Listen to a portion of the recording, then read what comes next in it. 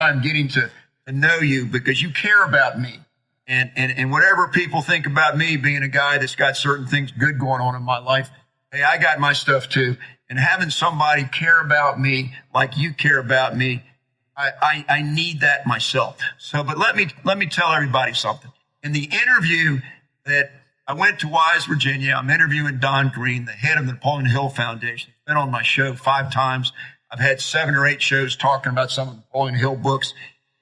I just want to say this.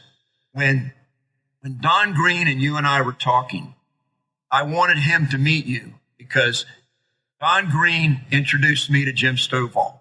Jim Stovall introduced me to you, and I know how much you appreciate these books. So what I want to say about that is, what is the importance of a library? You told me that when I present the library that I'm gonna lay out with all those books were that I took into Northeast Correctional Complex. You told me that those books were a treasure chest, and you talk about that when Don's on. Why do you say that this library of books of Napoleon Hill and Jim Stovall and Viktor Frankl and people like that, why are they so important for people to read? Well, first of all, I mean, it's definitely a treasure chest. It's what got me on the track to meeting and writing and communicating with Mr. Stovall. And it's a treasure chest because it inspires. These books make a man think. I mean, what do you have to do in prison other than think? You have all the time in the world, in many cases, to just think. That's what you do in prison. And thinking can be positive and thinking can be negative. Again, in that environment, a lot of thinking is negative. And these books are not really appreciated because everybody wants to read the novels to just pass the time, get their mind off of their time, get their mind off of whatever issues they're having. So books that are going to help them become the better person that they're capable of being are not really taken advantage of because nobody wants to put even more work on their mind. And unfortunately, what happens is that when you have libraries in facilities, 9 out of 10 guys will gravitate to the entertainment section, the novels. They won't entertain the self-help books because it's just more work. So when somebody gets, and a lot of times, they also don't know what these books reflect because they judge the book by the cover. And the first book he ever sent me was a book by Mr. Frankl, Viktor Frankl. And after reading his book, I said, wait a minute, I got 27 years in prison with the possibility of life, and I've gone through nothing as this man. What am I complaining about? So it gives you, if you get into these books, that's why I say the treasure chest. It gave me the ability to hope. It gave me the ability to persevere. Because once I reflected on his words, I said, wait a minute, I'm still better off. I can do this. And that's why I say these books are a treasure chest. That's a beautiful way to say that. Dwayne, I want to finalize this right now. When everybody listens to the interview that I did with Don Green and the encouragement and the way that he spoke with you, and that's why I said my friends call me Don. He said that to you. And but I brought out something. You called in on a phone and we didn't have you on a microphone. And some of the things that you said were not audible. And anybody listening to it, I ask everybody to just indulge me, just to remember this. Life doesn't always give us all the tools and the resources that we wish we had. This interview with Don and you on the phone with me and Don, it was priceless to me. It was just so wonderful for me. It touched my heart. But there was something that you said in there that I'm going to bring up right now because when people hear it, they're not going to understand it. I've listened to it, but I want them to hear this very specific. I said to you, of all the things that you've done, you're doing everything the right way. You're very conscientious. You're very serious. You're very disciplined. Good. But when you took Kelly to the daughter-father breakfast, your girlfriend's daughter asked you to take her, and I'd like you to tell how that happened for a moment. And then after that, last week, on the nice first fall day when it was cool, I asked you what you were going to be doing, and you said that you were going to take your niece to the Bronx Zoo. When I asked you, did you have a good time? Your answer, it kind of brought a tear to my eye because what you said is what all of us should be like in our life. So would you talk about the breakfast and then what you got out of taking your niece to the Bronx Zoo? Okay, well, the breakfast was kind of a surprise because I was over at my girlfriend's house, and for whatever reason, I was talking to Kelly, and I was going over her homework to make sure she was doing her homework, and she came across a paper for a father and daughter breakfast. And as she read the paper, and I was looking over her homework, she raises her head and looks at me and her mom and says, Dwayne, can you take me to the father and daughter breakfast? I was kind of shocked. I mean, my heart stopped just a beat. And I looked up at her mom, and her mom looked up at me, and I said, well, if your mother allows me to go, I'll be more than happy to take you. So Kelly looks over at her mom and says, well, Mom, can you take me? And she says, yes, if you want him to take you, he can take you. So I promised her I would take her, and I took her. And it was, just to see the smile on her face and, the glow she had. It was like you said, priceless. I loved making her happy. It was about her happiness, and just the fact that she asked me, and that brought joy to me. So that made me happy. And about a week later, wait, Dwayne, I'm looking at the picture that you sent me with the caption, "Father-daughter breakfast." Look at that smile. And it's a picture of you and Kelly, and she's holding up her donut and her juice. And Dwayne, this is what we hope and pray that all men that come out, men and women that come out of incarceration, can come back out into the outside world and do the right things with themselves, just like you're doing. You inspire me, Dwayne. I just love knowing you. Now, the Bronx Zoo, that was so good. Now, you haven't been to a zoo, I assume, in a long time because you didn't have that opportunity. I haven't been to a zoo in about 30, 35 years. So what did you get out of your trip to the zoo? Well, I got cold, but she had a ball. Cold? But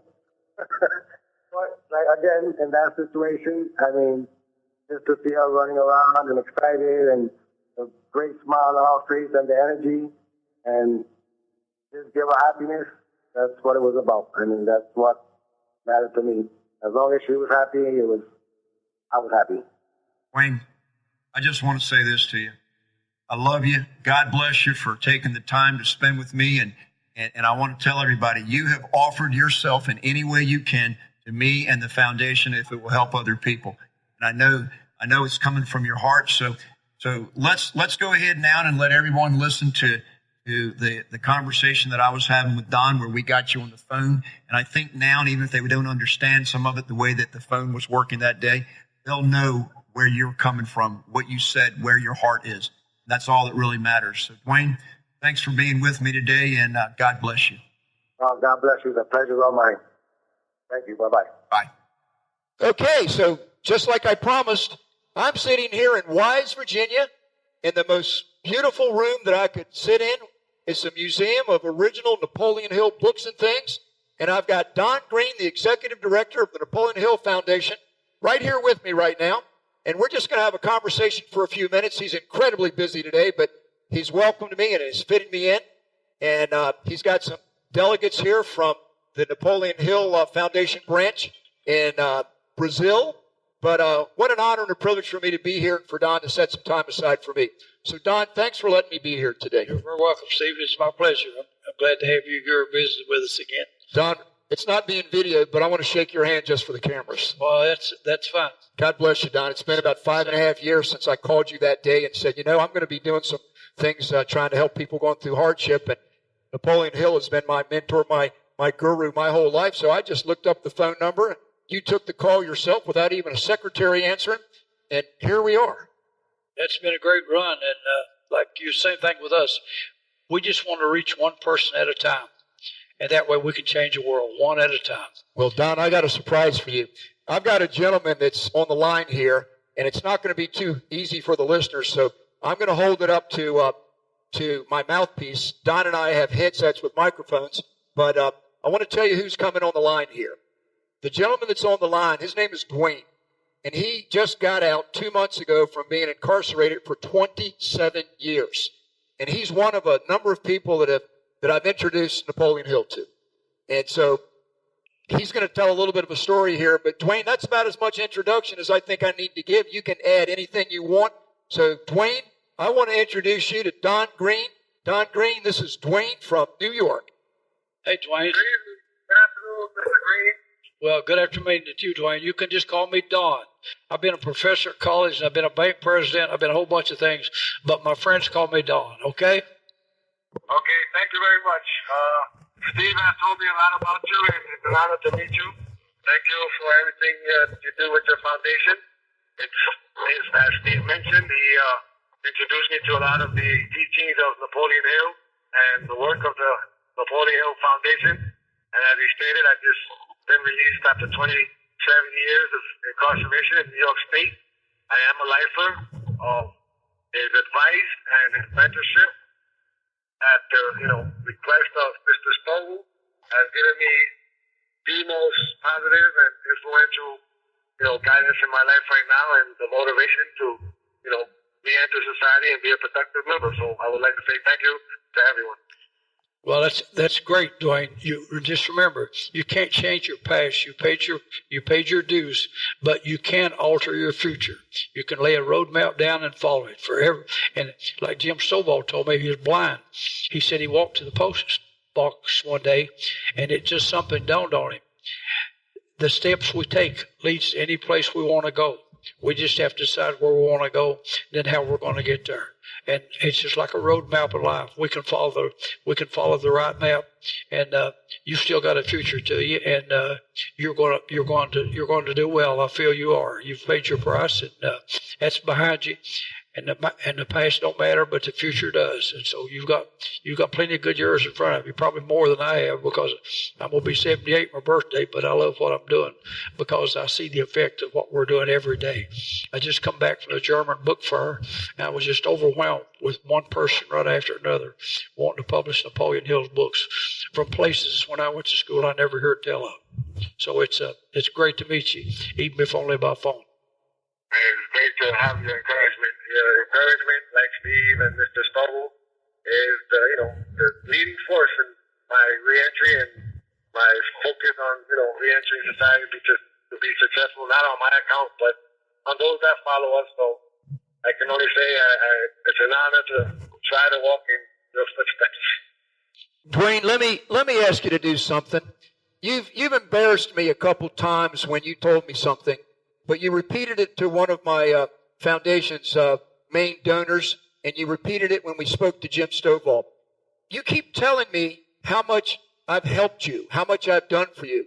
And all I keep saying is, I haven't done anything for you. We have wonderful conversations. You're my friend, and that's about it. And you have a conversation that you said is so moving that I would like you to share that. You know what I'm speaking to? Are you talking about losing hope? Yes, and the wrong mentors in your life, and that I've done more than what I even realize. Well, yes, as I mentioned before, unconsciously after doing so much time in the Department of Corrections, which is basically a business today. It's not really focused on rehabilitation.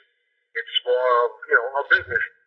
People, especially people with a long amount of time and a long amount of time behind bars, unconsciously we feel that, we don't really focus on it, but it just happens that you come to a point where you lose hope and you feel that nobody's out there to help you and that people don't care, so you get discouraged.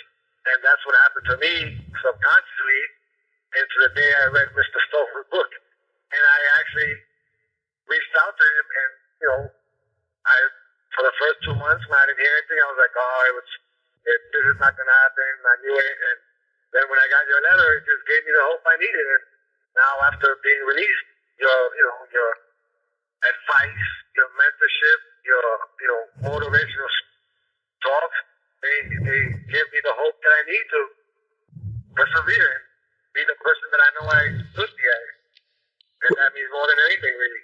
Well, Dwayne, I haven't done anything, like I said, other than treat you like a friend, and you're wonderful. And we have a lot of conversations back and forth, and I learned so much from you. But when I told you about the library of books